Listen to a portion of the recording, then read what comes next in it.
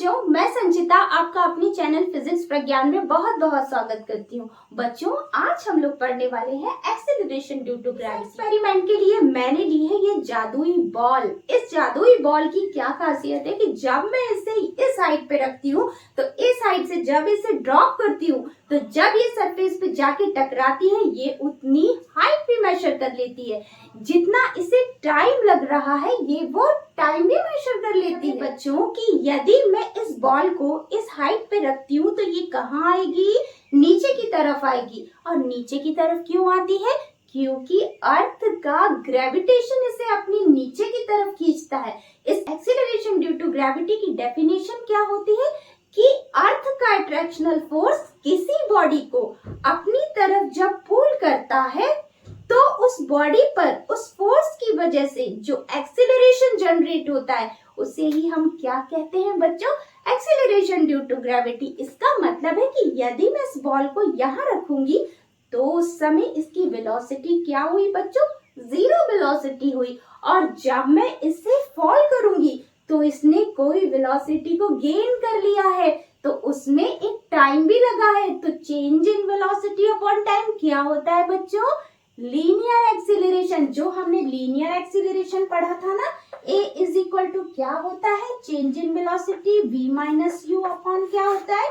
t होता है। इसी को हम लीनियर एक्सीलरेशन कहते हैं। तो लीनियर एक्सीलरेशन से ही हम समझेंगे हमारा एक्सीलरेशन ड्यू टू ग्रेविटी। इसका मतलब है कि फ्री फॉल के केस में या जब हम किसी बॉडी को ऊपर से ड्रॉप कर रहे हैं नीचे की तरफ तो उस केस में यही लीनियर एक्सीलरेशन अब किस में चेंज हो गया है?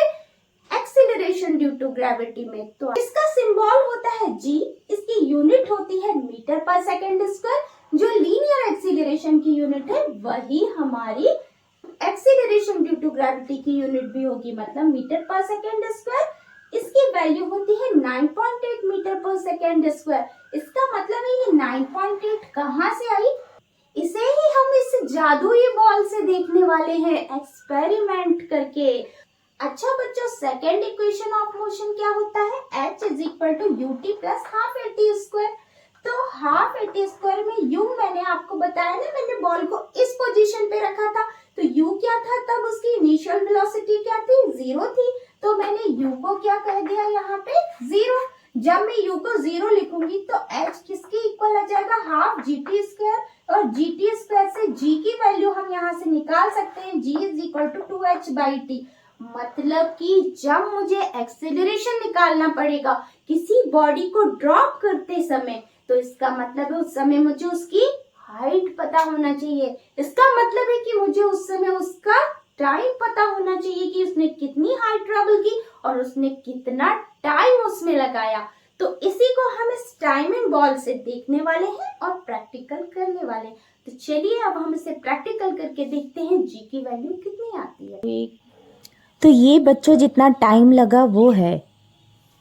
बच्चों, तो जिस हाइट से हमने बॉल को ड्रॉप किया था उसकी हाइट थी h is equal to 1.55 metre. अब मुझे एक्सीलरेशन ड्यू टू ग्रेविटी की वैल्यू फाइंड आउट करनी है। तो g इज इक्वल टू क्या होता है? 2h by T square. जो ऑलरेडी हमने यहाँ पे निकाला था उसमें हम वैल्यूज रखेंगे। तो 2 इंटू 1.55 मीटर जो हमने यहाँ पे रखा, और जो टाइम था वो आप देख सकते हैं कितना निकला था हमारा टाइम?